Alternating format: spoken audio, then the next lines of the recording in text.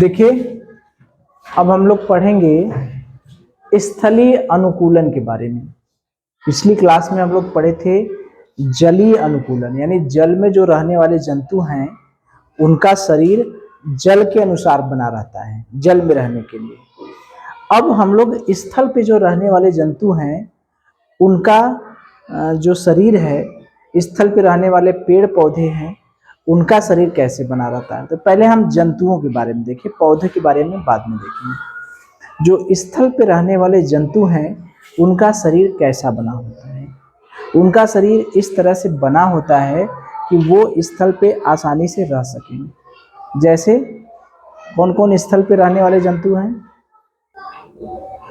चलिए। तो स्थल पे रहने वाले जो जंतु हैं, कुत्ता, बिल्ली, सियार, शेर, हिरन, ऊंट, हाथी, ये सब है। ठीक है।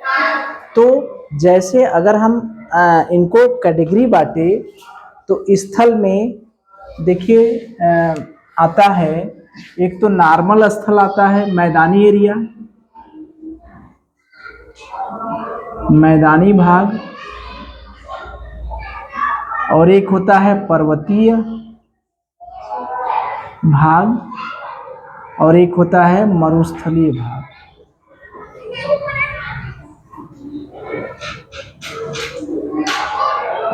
इसी पर्वतीय में आ जाएगा बर्फीले एरिया। मतलब समझ रहे हैं, मैदानी एरिया का मतलब ऐसे जीव जंतु जो मैदान में रहते हैं, जैसे शेर, चीता, बिल्ली, भालू, हाथी, हिरन, ये सब मैदानी एरिया में रहते हैं ना। मैदानी एरिया का मतलब वहाँ पहाड़ वहाड़ नहीं रहता है, बर्फ उर्फ नहीं रहता है। शेर बर्फ में तो रहता नहीं, पहाड़ पर तो रहता नहीं, शेर रेगिस्तान में तो रहता नहीं। तो उनका शरीर, पहले हम मैदानी जंतुओं के बारे में देखें जिनका शरीर मैदानी भागों के लिए अनुकूलित होता है। मतलब उनमें ये सब जो जंतु हैं उनमें पहले तो 4 पैर पाए जाते हैं। कितने पैर पाए जाते हैं? 4 पैर। पैर कहिए चाहे पात के, चाहे कुत्ता हो, बिल्ली हो, हिरन हो, शेर हो, चीता हो, भालू हो, इन सबके कितने पैर पाए जाते हैं? 4 पैर। एक चीज समझ में आ गई, स्थलीय जंतुओं के कितने पैर होते हैं? 4 पैर होते हैं। ठीक है। और ये लोग स्थलीय जंतु श्वसन कैसे करते हैं? फेफड़े द्वारा।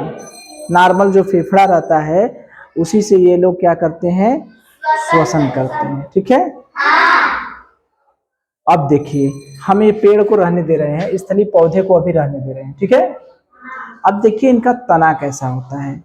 तना इनका तने, ये पूरा भाग छोड़ दिए अभी, इनको ये तने वाले भाग को छोड़ दिया। अभी जंतु के बारे में हम बोल रहे, ये पूरा भाग छोड़ दें, यानी स्थलीय पौधे को अभी छोड़ दें, स्थलीय जंतु के बारे में हम देख रहे हैं। ठीक है।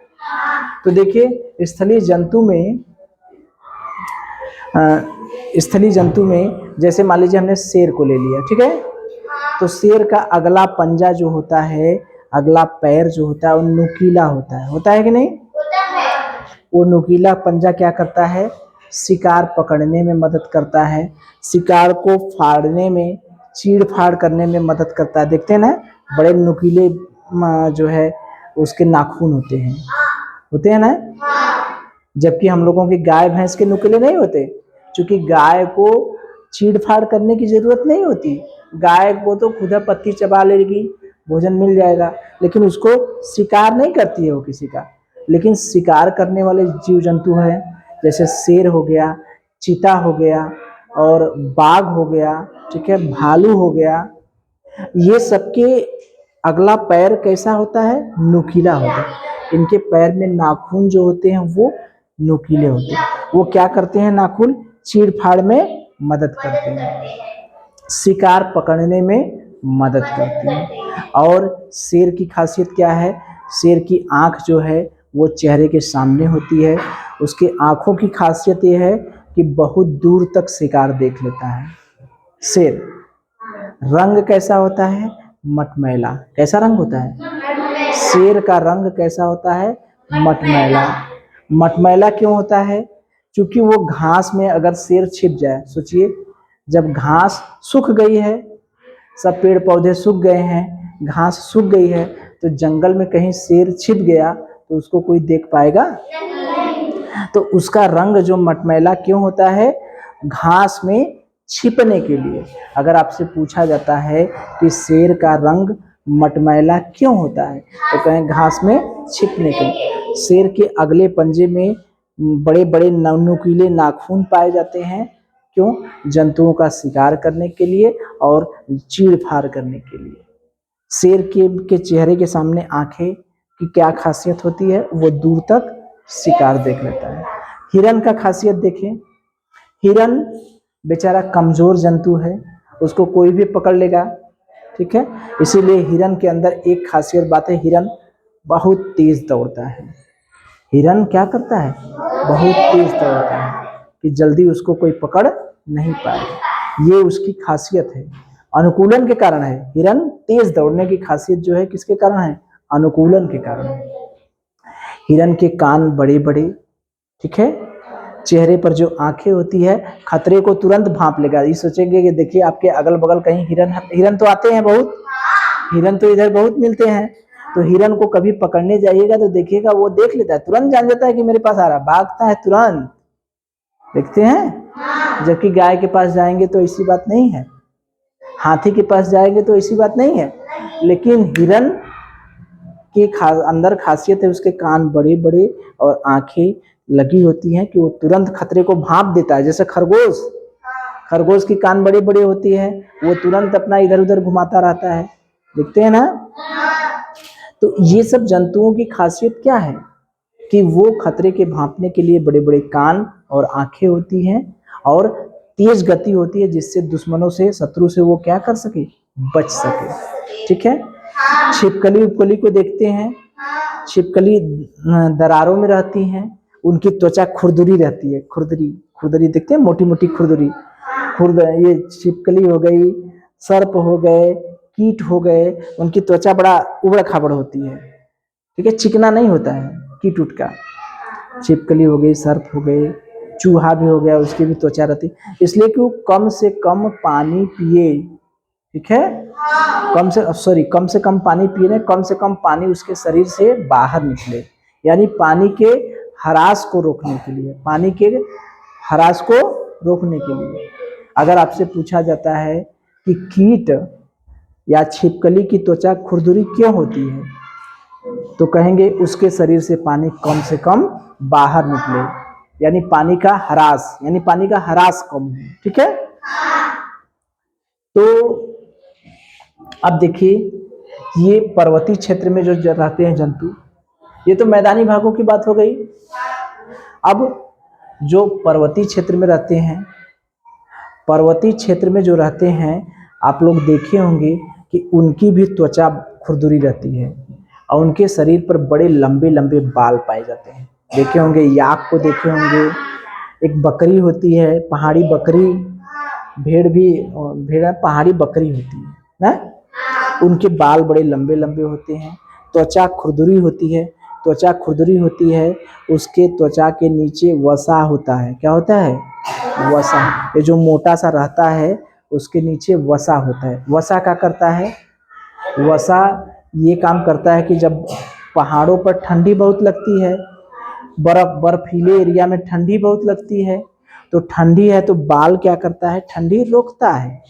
बाल क्या करता है? ठंडी रोकता है। तो मोटी त्वचा जो है वो भी ठंडी रोकती है। मोटी त्वचा क्या करती है? ठंडी रोकती है।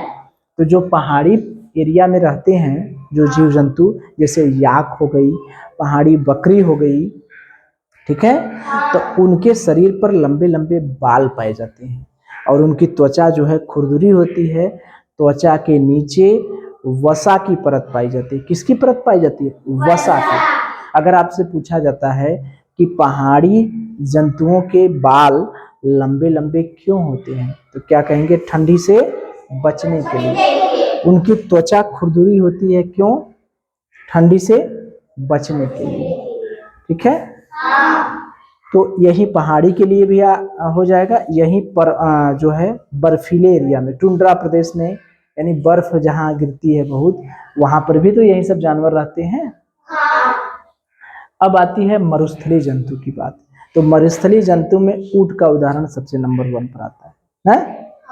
तो ऊंट की क्या विशेषता होती है? आप लोग देखे होंगे कि ऊंट के पैर कैसे होते हैं, लंबे होते हैं। पैर में गद्देदार पाए जाते हैं ना। चूंकि पैर गद्देदार क्यों होते हैं? चूंकि जब रेत गर्म हो जाए तो ऊंट को गर्म न लगे, ठीक। और गद्दा क्यों रहता है गद्देदार? कि चूंकि रेगिस्तान पर चलने में आसानी हो, वो धंसे न, ठीक। अब पैर लंबे क्यों होते हैं? क्योंकि वो तेजी से चले, रेगिस्तान में क्या करे, तेजी से चले। ये तो ऊंट के पैर की खासियत हो गई। अगर आपसे पूछा जाता है कि ऊंट के पैर लंबे होते हैं और गद्देदार होते हैं तो क्या बताएंगे? क्योंकि वो रेगिस्तान में आसानी से चल ले और चलने और दौड़ने के लिए, ठीक है। और उनका पैर जो है रेगिस्तान में धंसे न, इसलिए गद्दे पाए जाते हैं। अब पैर जले न, जैसे रेगिस्तान मान लीजिए गर्म हो गया, बालू गर्म हो गया, तब भी चल ले। जैसे गर्मी होती है तो गर्मी में देखिए ऊँट चलते हैं ना, तो अगर गद्दा नहीं होता, जैसे हम लोग पैर में कपड़े बांध के चलते हैं, जैसे कुछ लोग देखिए पचकोस करते हैं बेचारे, तो पचकोस को अपने पैरवा में बांध लेते हैं कुछ ना कुछ। क्यों?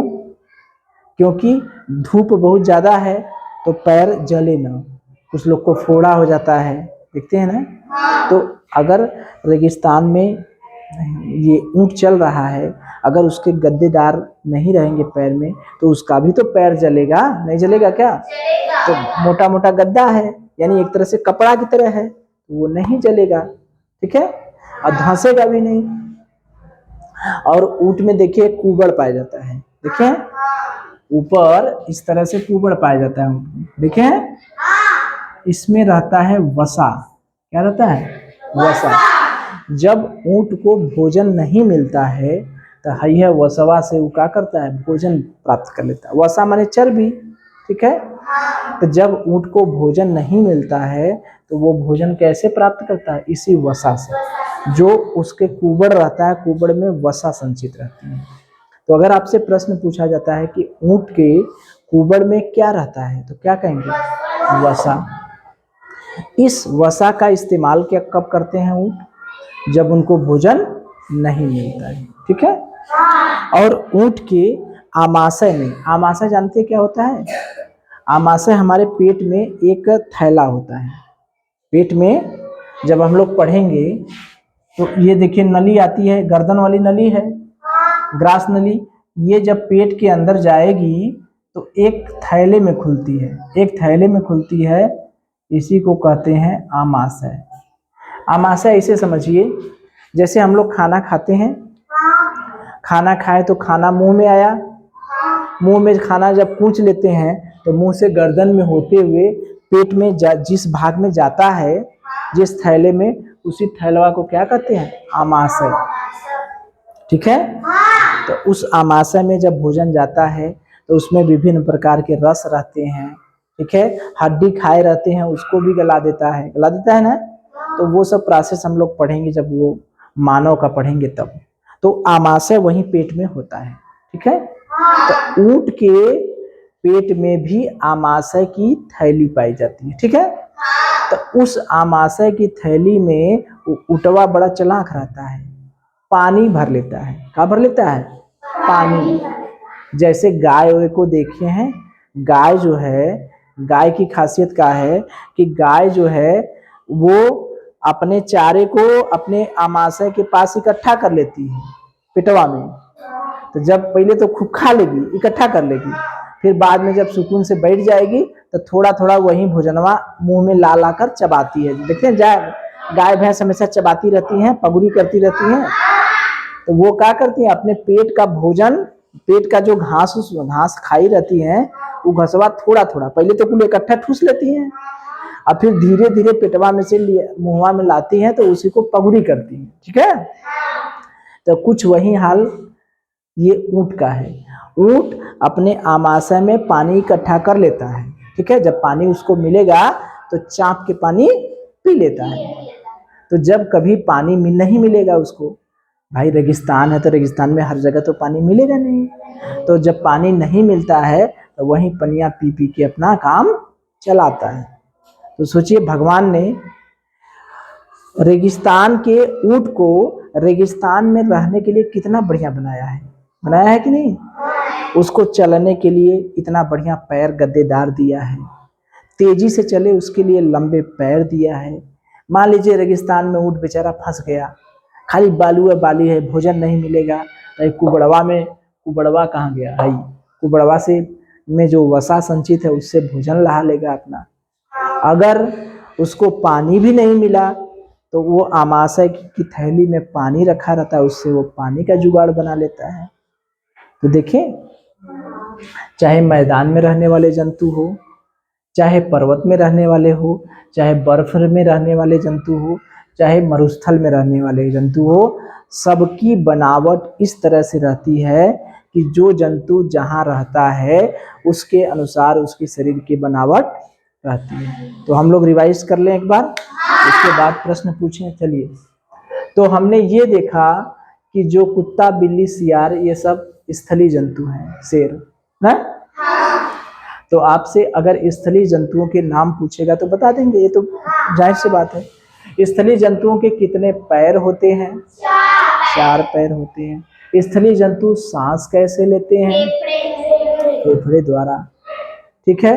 स्थलीय जंतु में कितने प्रकार के जंतु आते हैं?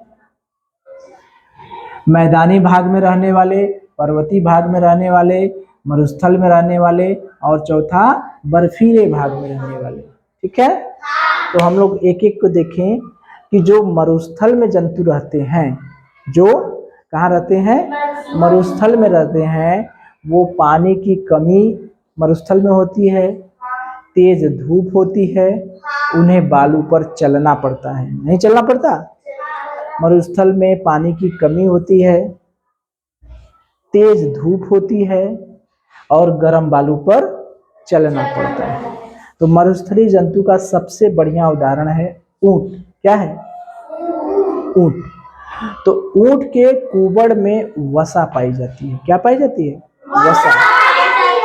ये वसा करती क्या है? जब भोजन नहीं मिलता है तब ये अपने वसा का क्या करता है? उपयोग कर लेता है। ठीक है। तो आपसे प्रश्न अगर पूछा जाता है कि ऊंट का कुबड़ में क्या पाया जाता है, क्या पाया जाता है, तो क्या कहेंगे? चर्बी या वसा। अच्छा, चर्बी या वसा करता क्या है?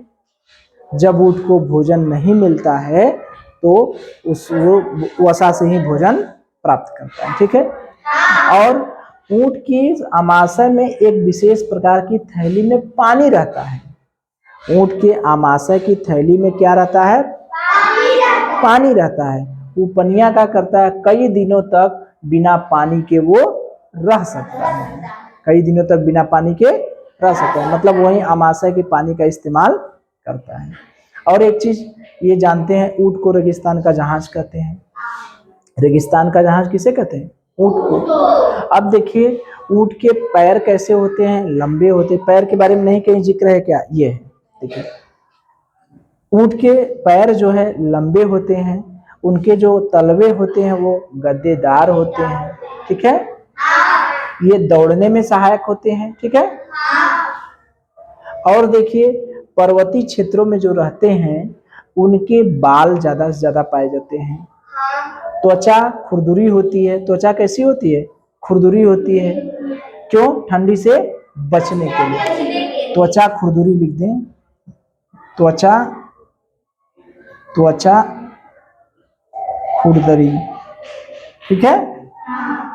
बाल भी लंबे होते हैं, बाल अधिक होते हैं, और त्वचा खुरदुरी होती है पानी से बचने के लिए। ठीक है। ऊंट की भी त्वचा खुरदुरी होती है। ऊंट भी तो पानी ज्यादा को रोकेगा। ऊंट की त्वचा अगर खुरदुरी नहीं रहती तो पता चला बेचारे के शरीर में जो पानी है वो वाष्पोत्सर्जन कर जाता। इसलिए ऊंट की त्वचा क्या होती है? खुरदुरी। अगर आपसे पूछा जाता है कि ऊंट की त्वचा खुरदुरी क्यों होती है, तो पानी के ह्रास को रोकने के लिए। किसी की भी त्वचा में किसी की भी त्वचा की बात करेगा, अगर कहेंगे कि खुरदुरी क्यों होती है, तो यही कहेंगे पानी के ह्रास को रोकने के लिए। ठीक है, पानी के ह्रास को रोकने के लिए। देखिए खुरदुरी त्वचा क्यों होती है, पानी ह्रास रोकने के लिए, पानी ह्रास रोकने के लिए। ठीक है, हिरन बेचारे का दांत मजबूत होता है क्योंकि वो कठोर तने को भी चबा जाता है।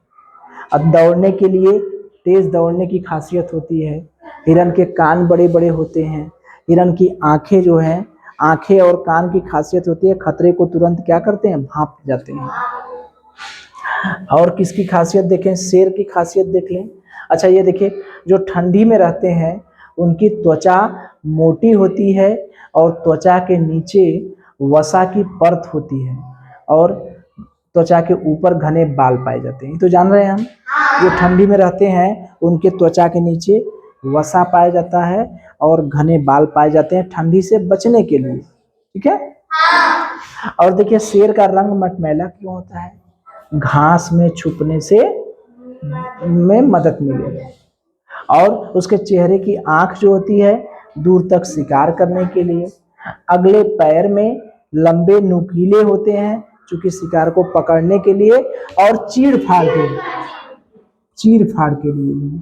ठीक है, तो मुझे लगता है कि जंतुओं पर, पौधों को छोड़ दे तो जंतुओं के बारे में हम लोग प्रश्न पूछ सकते हैं, पूछा जाए? चलिए, तो मुझे ये बताइए, आप लोग मुझे ये बता दीजिए कि कम से कम 2 ठो खाली स्थलीय जंतु हमें बता दीजिए, 2 स्थलीय जंतुओं के नाम। बिल्ली, कुत्ता। अच्छा ये बताइए कि स्थलीय जंतु के पैर कितने होते हैं? Very good. स्थलीय जंतु सांस कैसे लेते हैं? फेफड़े द्वारा। बहुत अच्छे। अच्छा मुझे ये बताइए, मरुस्थलीय जंतु जो है ऊंट, उसकी त्वचा खुरदुरी होती है, त्वचा खुरदुरी होती है, क्यों? ठंडी से बचने। नहीं, त्वचा खुरदुरी ये सबके लिए हमने एक ही बताया है, क्या? पानी के ह्रास को रोकने के लिए। Very good. अच्छा ऊंट के पैर जो है लंबे होते हैं और गद्देदार होते हैं, क्यों?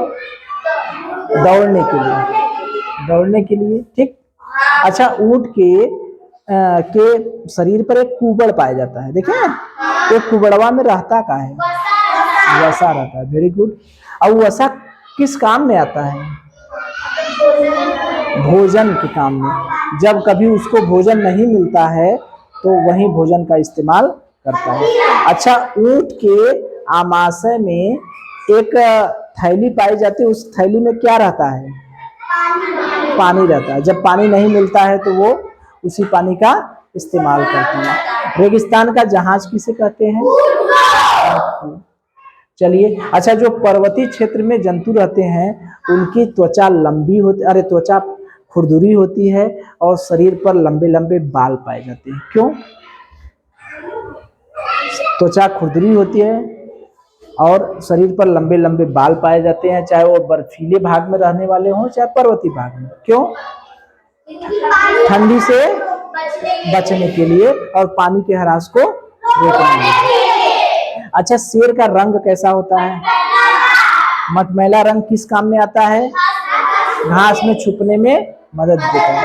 अच्छा शेर का जो अगला पैर होता है, अगले पैर में नाखून पाए जाते हैं, क्यों?